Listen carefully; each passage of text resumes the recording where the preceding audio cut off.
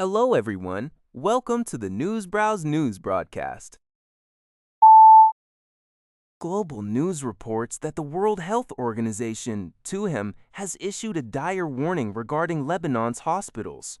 According to Dr. Abnessour A. Boubacar, Dr. Abnessour A. Boubacar, WHO representative in Lebanon, vital trauma medical kits, including bandages, antibiotics, and anesthetics, could be depleted within days.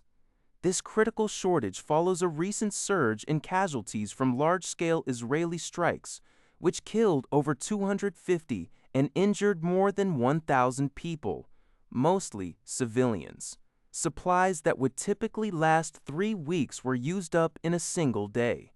Furthermore, medicines for chronic conditions like insulin for diabetes patients are also facing stockouts within weeks due to disrupted supply chains caused by the war in the Gulf and the closure of the Strait of Hormuz.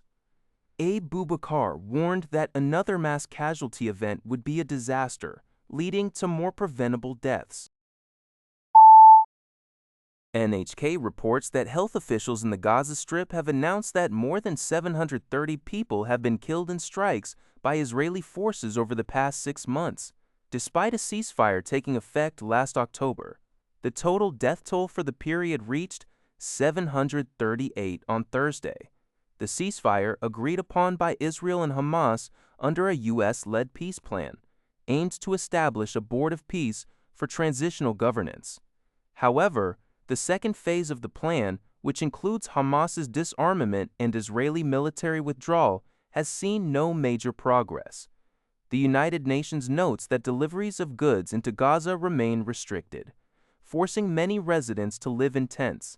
The Israeli military maintains it has continued sporadic attacks due to alleged ceasefire violations by Hamas. A local woman, who lost her daughter-in-law in an Israeli attack, expressed her dismay, stating civilians are targeted and that she had expected safety after the ceasefire. Residents are also concerned that international attention has shifted away from Gaza towards the U.S.-Israeli military operation in Iran.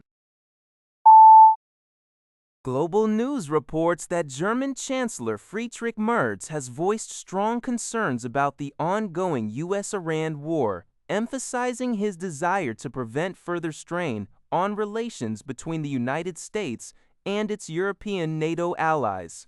Speaking to journalists, Merz highlighted NATO's crucial role as a guarantor of security, particularly in Europe, and stated he does not want to see the alliance split. He revealed that he had a phone call with U.S. President Donald Trump, during which he encouraged Trump to pursue urgent negotiations with Iran. Furthermore, Germany itself is resuming direct talks with the Iranian leadership in Tehran, underscoring its fundamental interest in a diplomatic resolution to the Middle East crisis. NATO Secretary General Mark Rutte has also indicated that Trump is seeking concrete commitments from allies within days to help secure the Strait of Hormuz, a point of tension where European diplomats note a lack of U.S. consultation before and after the conflict began. Al Jazeera reports that Saudi Arabia has halted operational activities at several energy facilities following recent attacks. According to an official source at the Ministry of Energy, cited by the Saudi press agency, these attacks targeted oil, gas, and electricity sites in Riyadh, the Eastern Province, and Yanbu Industrial City. The assaults resulted in the death of 1 Saudi industrial security personnel and injuries to 7 others. The attacks have severely impacted the kingdom's oil production capacity, leading to a reduction of approximately 600,000 barrels per day. The official warned that continued attacks would reduce supply, slow recovery, and increase volatility in the global oil market, affecting supply security for consuming nations. This situation unfolds amid recent drone and missile attacks from Iran on Gulf countries. a response to the ongoing U.S. and Israeli war on Iran.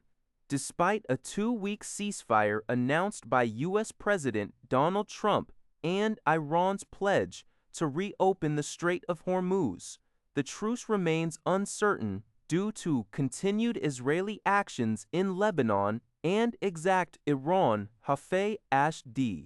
Tehran has also stated intentions to impose a toll on ships transiting the Strait of Hormuz.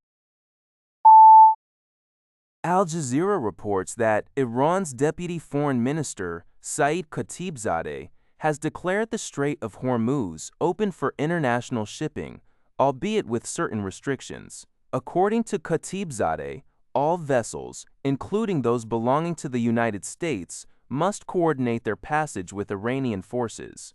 This requirement stems from the presence of mines and other wartime measures in the strategic waterway. He emphasized that as long as there is no hostile behavior, ships will be allowed to pass through the strait.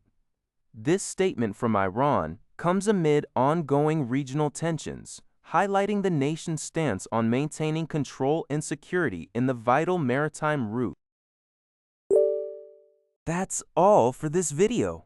Thank you for watching. See you in the next video.